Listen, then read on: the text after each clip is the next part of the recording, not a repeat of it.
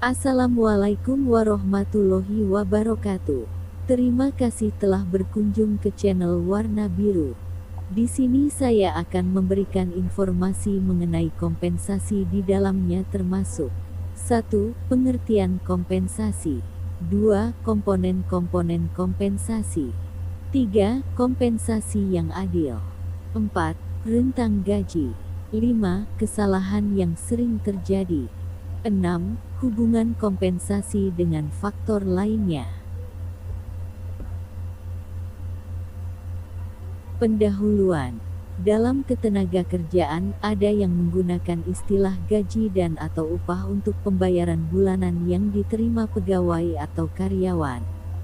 Undang-Undang Ketenagakerjaan Nomor 13 Tahun 2003 hanya mengatur dan menggunakan istilah upah, tapi dalam Undang-Undang Nomor 24 Tahun 2011 tentang Badan Penyelenggara Jaminan Sosial, definisi gaji disandingkan dengan upah yang isinya menyatakan bahwa gaji atau upah adalah hak pekerja yang diterima dan dinyatakan dalam bentuk uang sebagai imbalan dari pemberi kerja kepada pekerja yang ditetapkan dan dibayar menurut suatu perjanjian kerja, kesepakatan atau peraturan perundang-undangan, termasuk tunjangan bagi pekerja dan keluarganya atas suatu pekerjaan dan atau jasa yang telah atau akan dilakukan. Karena itu kata gaji didefinisikan sama dengan upah. Sedangkan penyebutan gaji pokok atau upah pokok merupakan komponen dari gaji atau upah itu sendiri. Namun apapun yang diterima atas segala sesuatu sebagai imbalan dapat pula disebut sebagai istilah kompensasi. Jadi gaji atau upah yang diterima setiap bulan juga termasuk kompensasi. Sama halnya dengan seseorang bekerja sebagai pengayuh beca. Setelah selesai mengantar penumpang, ia menerima pembayaran yang disebut kompensasi atas usahanya tersebut.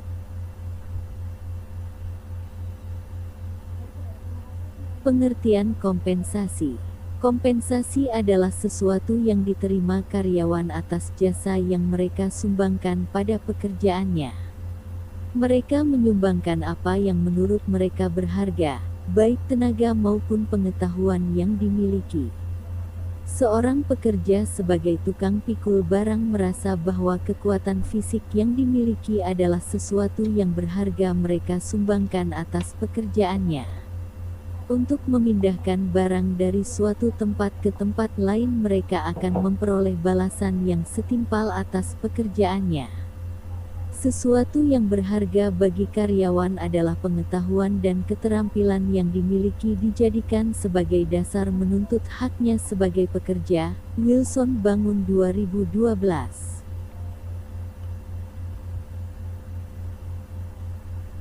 Kompensasi ini merupakan bentuk imbalan baik berbentuk uang maupun natura yang diterima pegawai atau karyawan atas usaha-usaha yang dihasilkan. Beberapa penulis membaginya dengan beberapa istilah kompensasi langsung dan kompensasi tidak langsung. Sedangkan penulis mengistilahkannya dengan kompensasi normatif dan kebijakan. Pembagian istilah yang digunakan penulis untuk membagi kompensasi didasari perilakunya yang mengacu pada perundang-undangan yang berlaku. Kompensasi harus bersifat normatif adalah kompensasi minimum yang harus diterima, yang terdiri atas gaji atau upah termasuk di dalamnya gaji atau upah pokok, tunjangan tetap dan komponen tetap lainnya, seperti tunjangan kesehatan dan tunjangan hari raya atau keagamaan. Sedangkan kompensasi bersifat kebijakan adalah kompensasi yang didasari kebijakan dan atau karena pertimbangan khusus seperti tunjangan profesional, tunjangan makan dan transport, bonus, uang cuti, jasa produksi dan hiburan.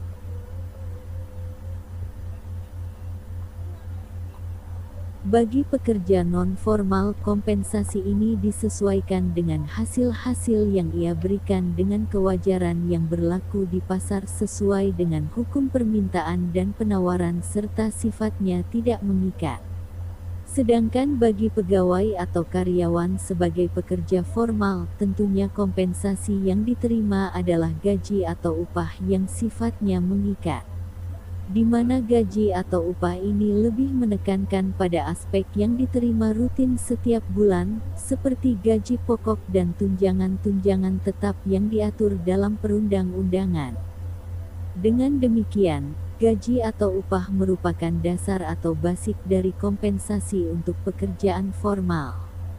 Bagi perusahaan yang sangat memperhatikan aspek kompensasi, semua unsur komponen seperti tunjangan tidak tetap intensif dan liburan dimasukkan atau menjadi bagian dari struktur kompensasi perusahaan. Sedangkan bagi perusahaan yang sudah maju, para manajer mendapatkan tunjangan-tunjangan bervariasi, misalnya perumahan dan bonus-bonus lainnya.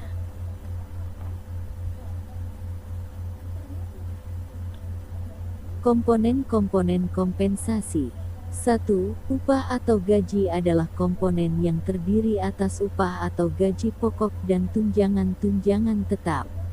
Dalam Undang-Undang Nomor 13 Tahun 2003 Pasal 94 disebutkan bahwa dalam hal komponen upah pokok sedikitnya 75% dari jumlah upah pokok dan tunjangan tetap. Sedangkan upah atau gaji minimum, berdasarkan Permen Nomor 7 Tahun 2003 Pasal 1 Ayat 1, upah minimum adalah upah bulanan yang terdiri atas upah pokok termasuk tunjangan tetap yang ditetapkan oleh gubernur sebagai jaring pengaman. Sedangkan pengertian tunjangan tetap adalah tunjangan-tunjangan bersifat tetap yang tidak dipengaruhi oleh kehadiran. 2. Tunjangan profesional adalah tunjangan yang diberikan kepada para ahli atau spesialis yang besarannya disesuaikan dengan keahliannya dan diatur dengan perjanjian-perjanjian khusus. Biasanya para ahli atau spesialis ini, selain mendapatkan kompensasi secara finansial yang cukup besar, mendapatkan uang rumah, kendaraan dan lain sebagainya. 3. Tunjangan tidak tetap adalah kompensasi yang diterima di luar ketentuan upah atau gaji minimum. Tunjangan ini dipengaruhi kehadiran atau presensi. Jika tidak hadir dalam bekerja, karyawan yang bersangkutan tidak menerimanya. Misalnya uang makan, uang transfer dan uang kehadiran.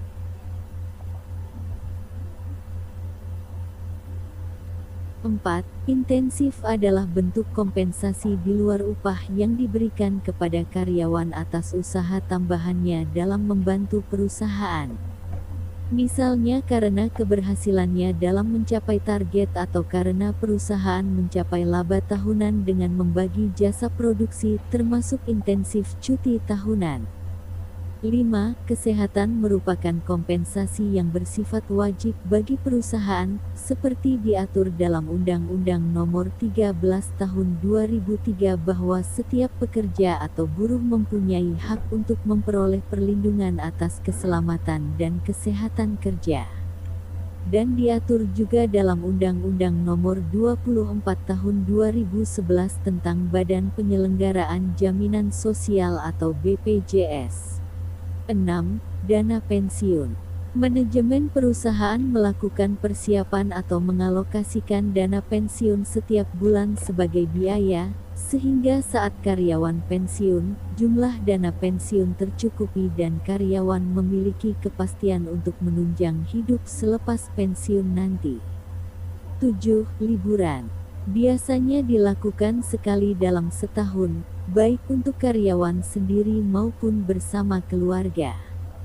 Kompensasi seperti ini tidak bersifat wajib, tapi sangat bermanfaat dalam membangun kebersamaan. Armstrong dan Murlis 2003 halaman 71 menjelaskan, gaji atau upah adalah harga, sebagaimana harga-harga yang lain, yang menunjukkan nilai jasa di mata pembeli dan penjual atau pemberi kerja dan pemberi tenaga. Nilai eksternal suatu jabatan sampai harga pasar terutama ditentukan oleh hukum penawaran dan permintaan.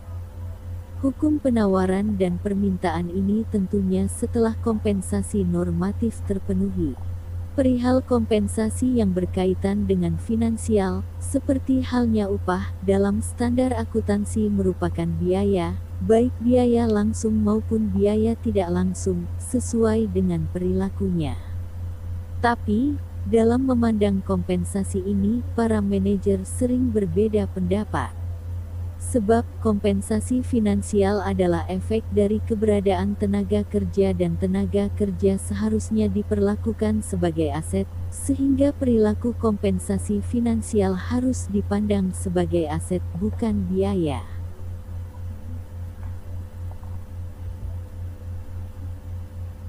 Meskipun kompensasi merupakan kewajiban bagi perusahaan atau organisasi, keputusan kompensasi harus dilihat secara strategis.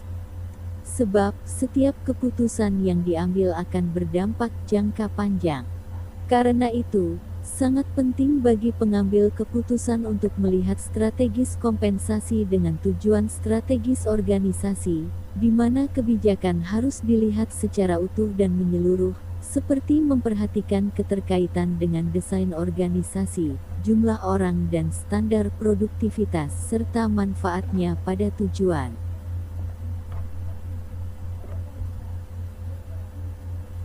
Kompensasi yang adil. Manajemen perusahaan atau organisasi perlu membuat kebijakan kompensasi. Menurut Mondi 2008 halaman 245, kebijakan kompensasi memberikan panduan umum untuk membuat keputusan kompensasi. Beberapa karyawan mungkin menganggap kebijakan kompensasi perusahaan mereka adil dan tidak bias, dan yang lainnya mungkin memiliki pendapat yang berbeda. Hasil persepsi ini dapat memiliki dampak pada persepsi karyawan tentang keadilan dan menghasilkan produktivitas yang lebih rendah atau perputaran karyawan. Sebuah organisasi sering secara formal maupun informal menetapkan kebijakan kompensasi yang menentukan apakah akan menjadi pemimpin gaji atau pie leader, pengikut dalam membayar pie floor, atau berusaha untuk posisi rata-rata atau average position dalam penanda tenaga kerja.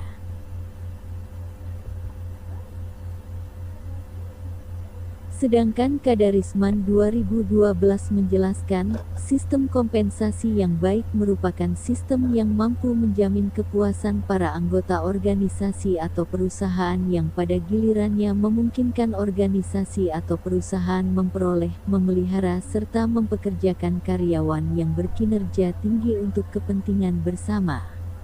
Karyawan atau pegawai mempunyai berbagai macam harapan dari organisasi atau perusahaan, dan begitu juga organisasi terhadap karyawan. Akhir-akhir ini pertentangan antara organisasi dan karyawan dalam pemberian kompensasi sering terjadi.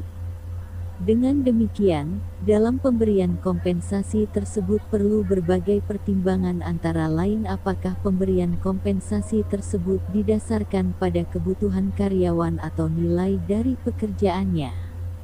Selain hal tersebut, bagaimana kepentingan saling bertentangan dari karyawan, organisasi atau perusahaan dan pelanggan dapat dipertemukan dengan cara yang baik. Memang sulit membuat kebijakan kompensasi ini adil bagi semua pihak jika besaran menjadi tolak ukur semata. Tapi bagaimanapun juga manajemen perusahaan atau organisasi harus mengembangkan program kompensasi ini dengan melihat sisi manfaat dan kinerja, dengan memperhatikan keseimbangan yang baik dari upah dan tunjangan lainnya. Hal ini akan mendukung sebuah organisasi untuk mencapai tujuan yang efektif.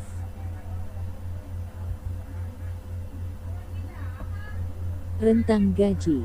Menurut Cruden dan Sherman 1972, uang yang karyawan terima untuk jasa mereka adalah penting bagi mereka, tidak hanya untuk apa yang akan dibeli, tapi juga apakah hal itu akan memberi mereka status dan pengakuan dalam organisasi. Karena uang merupakan ukuran kuantitatif dari nilai mereka, karyawan cukup sensitif tidak hanya tentang gaji mereka, tapi juga tentang bagaimana jumlahnya dibandingkan bagaimana jumlahnya dengan sesama karyawan. Akibatnya pembayaran gaji harus merata, baik dari segi kinerja karyawan maupun dalam hal apakah karyawan lainnya menerima atas kinerja mereka. Sistem untuk menentukan pembayaran gaji harus memberikan pertimbangan faktor-faktor, seperti nilai relatif atau tuntutan kualifikasi setiap pekerjaan dan kinerja karyawan. Pada saat yang sama, sistem harus memfasilitasi pengendalian biaya tenaga kerja.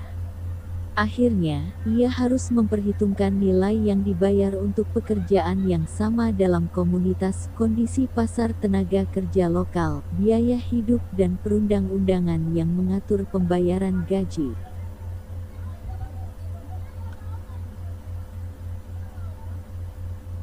Persoalan gaji ini tidak sederhana yang dibayangkan, sehingga perlu dibuat sistem penggajian yang baik dan adil berdasarkan kriteria yang jelas serta harus ditujukan pada peningkatan kinerja individu dan tujuan strategis perusahaan atau organisasi. Jika sistem gaji yang baik dan transparan, yang menghargai kinerja dan teladan sudah dibangun, hal ini diharapkan dapat memotivasi pegawai atau karyawan dalam bekerja. Dalam sistem gaji yang baik, tidak harus karyawan yang dinaikkan gajinya karena naiknya jabatan. Armstrong dan Murlis 2003 menyebutkan bahwa jika dalam struktur ini diperkenalkan gaji berbasis kinerja, kenaikan gaji seseorang bisa naik dalam waktu yang cepat. Dengan menggunakan pendekatan ini maka seseorang yang gajinya sudah berada di puncak suatu golongan, karena kinerja secara konsisten baik maka bisa melampaui gaji maksimum golongan tersebut. Pendekatan ini dapat menggunakan sistem rentang gaji.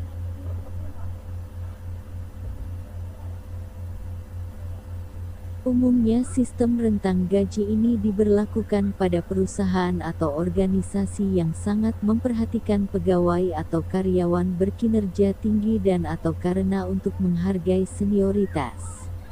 Ada juga yang memberikan rentang gaji yang sangat tinggi pada pekerjaan-pekerjaan yang bersifat khusus, misalnya untuk auditor internal, mereka diberi rentang gaji yang lebih daripada jabatan lain yang setingkat, atau dapat juga diberi remunerasi khusus, tujuannya agar mereka dapat menjalankan tugasnya dengan baik tanpa tergoda oleh kepentingan pihak lain. Kesalahan yang sering terjadi. Dalam beberapa kasus, manajemen menaikkan jabatan pegawai atau karyawan menjadi lebih tinggi karena telah berkinerja baik tapi tidak memperhatikan aspek-aspek lainnya. Yang menjadi pertanyaan, bagaimana kalau ia tidak mampu pada posisi baru? Jika ini terjadi, maka menimbulkan dua kerugian. Kerugian pertama, perusahaan atau organisasi kehilangan pegawai atau karyawan yang berkinerja baik pada posisi yang ditinggalkan. Kedua, kesalahan penempatan khususnya untuk jabatan strategis dapat mempengaruhi kinerja perusahaan atau organisasi. Seharusnya, mereka yang memiliki kinerja baik bukan berarti secara otomatis jabatannya harus dinaikkan. Banyak aspek yang harus dipertimbangkan, misalnya untuk jabatan strategis harus memiliki kemampuan manajerial, konseptual dan lain sebagainya. Hal-hal yang perlu dipertimbangkan untuk menghargai kinerja atau untuk menaikkan jabatan pada posisi strategis diantaranya dengan memperhatikan 1. Apakah jabatan perlu dinaikkan? Jika ya, apakah ia sudah siap dan mampu mengemban jabatan yang lebih tinggi? Jika jawabannya ya dan posisi jabatan ada, kenaikan jabatan tidak menjadi persoalan. 2. Jika dianggap belum mampu memegang jabatan yang lebih tinggi, bisa digunakan alternatif berikut ini. A. Menaikkan peringkat golongan dengan menggunakan sistem rentang gaji. Artinya, kenaikan gaji yang diterima akan dirasakan tiap bulan.